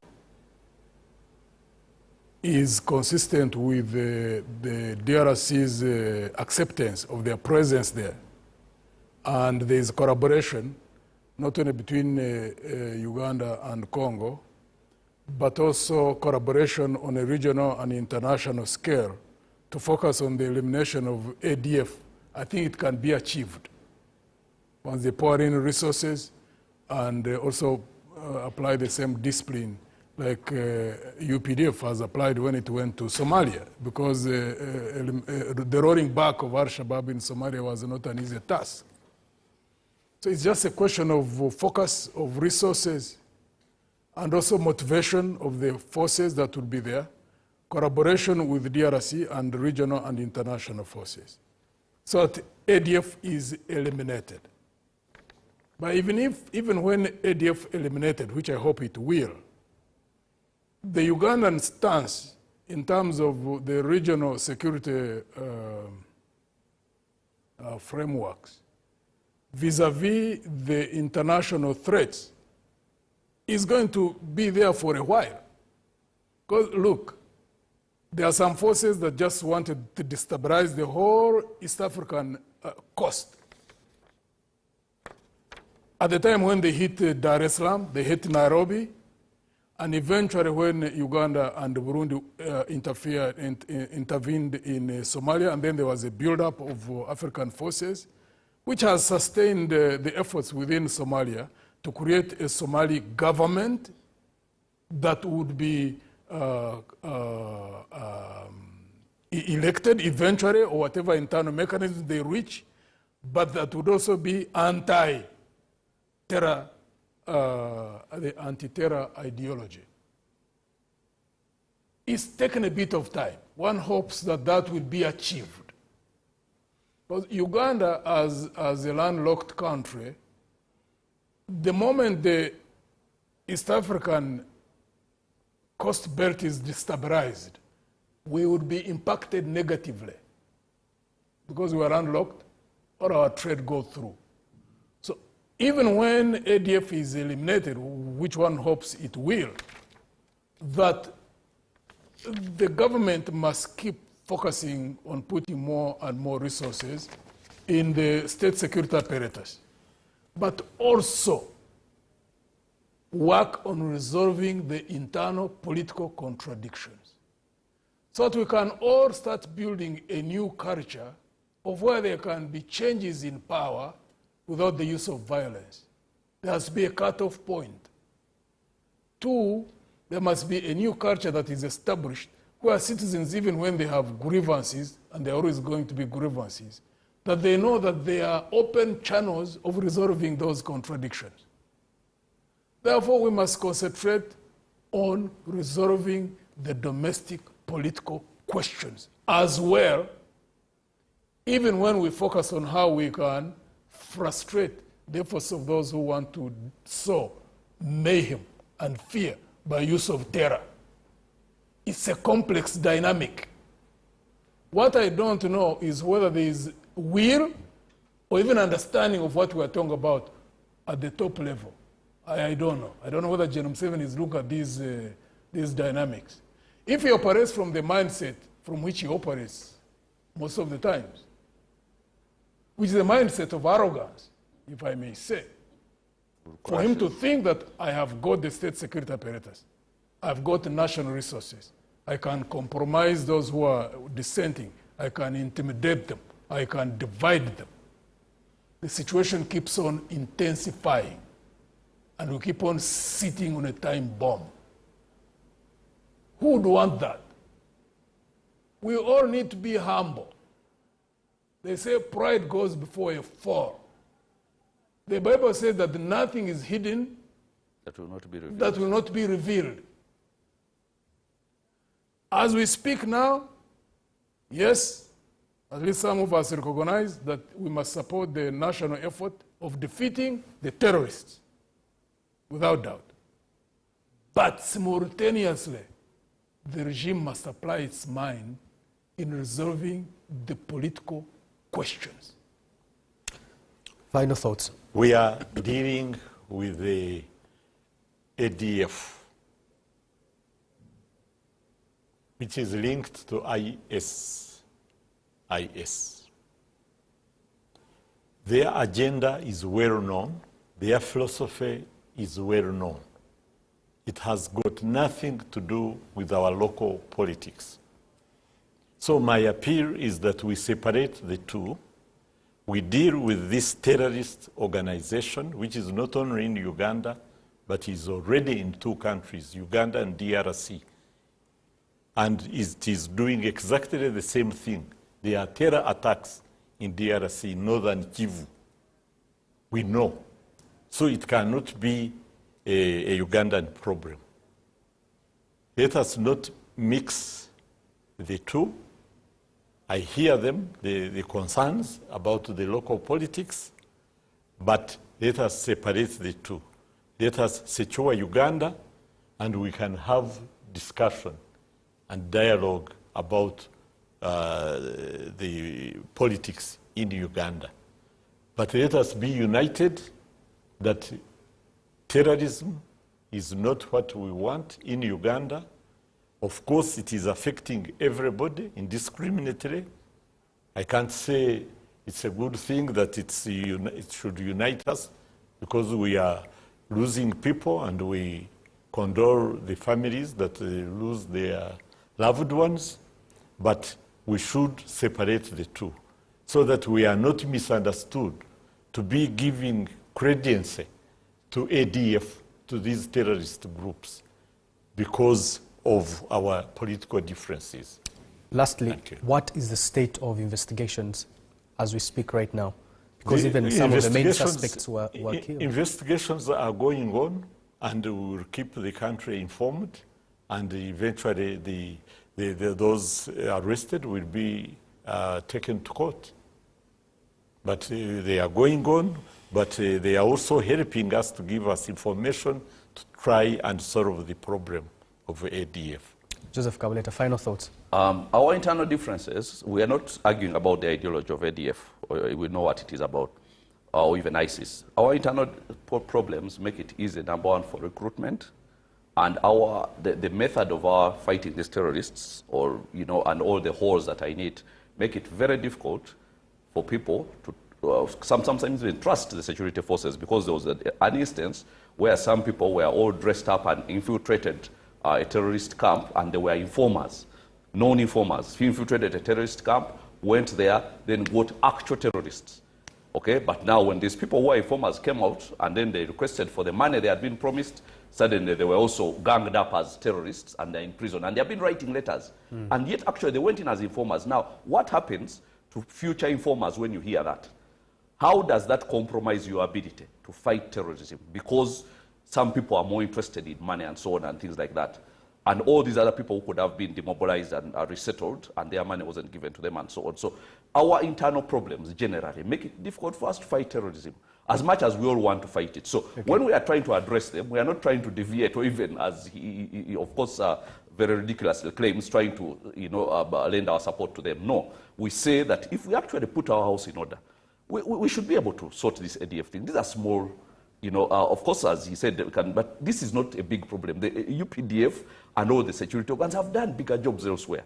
If we put our houses in order, we could be able to get rid of these terrorists. My final question, what are your expectations from the President's address tonight, and what do you hope that he should address? First of all, I hope that he removes all COVID restrictions.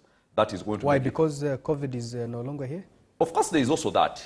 They had mentioned 4.8 million vaccinated people. That target has been met. Not yet. Yet, actually. Not yet. Eh? Not yet. But we are very close. The last I checked, we're not any close, because only 4.8 million doses have been administered to the people, not 4.8 million people.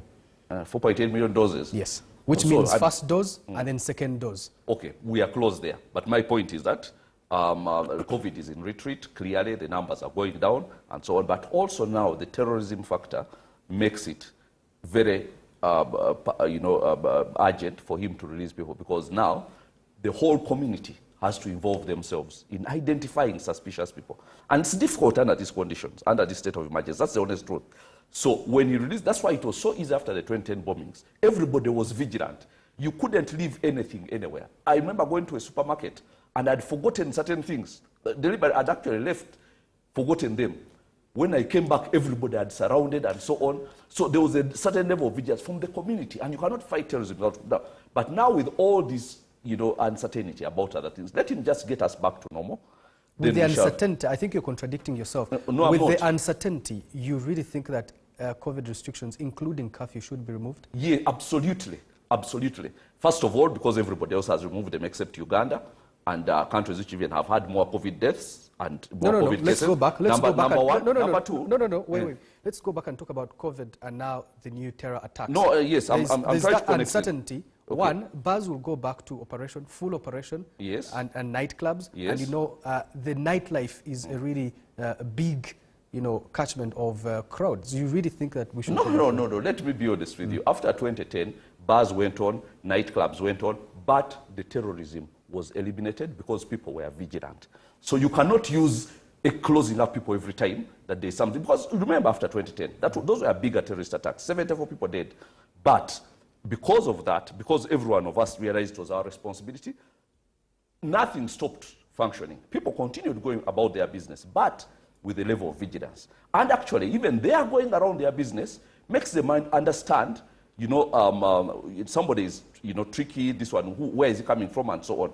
So, and then, but then also, the other issue you have to realize that a lot of those conditions have caused, of course, taken people out of jobs, and as a result, made them a very good recruiting ground for people who want terrorists. Okay. So there is the job element. So when people are idle, when people are poor, they are very easily recruited. Thanks, Joseph Kabuleta. Lockdown is for COVID, not for terrorism. No, I mean, there's something else that has come. General Mugisha Muntu, your final thoughts and what you really hope the president should address tonight in his address to the country?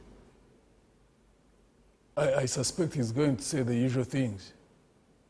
The only way I can take him seriously in regard to the issues of security, if not what he says, if I see them focusing resources into the Department of Criminal Investigation, into the prosecutions department. Actually, what could buy the regime some credibility is to see successful prosecutions. I mean, I've seen questions which are being thrown at the spokespersons of the government on so many cases where people have been arrested and there are no successful prosecutions. And yet, if there had been successful prosecutions, for example, like, is it Mukuru? Jamiru. I can't understand how there can't be evidence that can be used to prosecute Mukuru. And if that was achieved, and other people who've been arrested, it would even create a sense of certainty in the population. But the way CID is, the way prosecutions department are, I don't think it is the focus of the regime. By the way, even executions, these extrajudicial executions could come out of frustration. Because you see, if people think that the moment terrorists are arrested, they cannot be successfully prosecuted, eventually they'll get back on the streets, it can create a state of frustration, and if those who are in the command level are not level-headed, they can start ordering executions. So you wonder, why don't you put more resources, motivate criminal investigation department, motivate the prosecutions department, do more training, facilitate them fully as a way of saying, let's have successful prosecutions. I can't understand why that can't happen. For the record, I don't think the delay of prosecution lies with the investigation alone. You are right to say that there should be more resources on the other side, including judiciary. Yes, more including judiciary. The circuit must be complete. Yes, because the backlog of cases and so on, the slowness of judiciary also affects us, affects the government. So we are also interested in having more judges, and I'm glad recently they recruited more, and perhaps we are going to see a movement in that direction. Gentlemen, I can't thank you enough for sparing time off your busy schedules to be part of the Big Talk. Someone sent me a text to ask you a question. Have you seen him since he departed from the NRM camp? Have you seen your... General Mut? Yeah. Yes, we've been meeting. You have seen a while. We bump into each other. We bump into each other. Not in an organized meeting. So thanks to NBS. I would imagine, you know, a cup of coffee maybe after here would do some wonders on either side. For those who are in the regime, I always have no problem meeting them, those who are not fearful. Because quite a number of them are terrified to be seen with people in the position. I'm not one of them. Gentlemen, many So I'll thanks. sponsor the cup of coffee.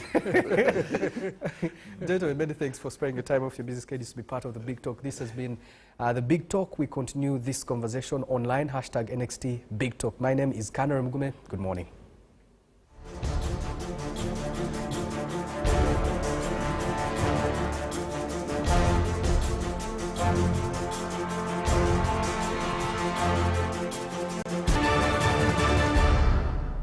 the most important thing is to even teach the electorate about the issues concerning election.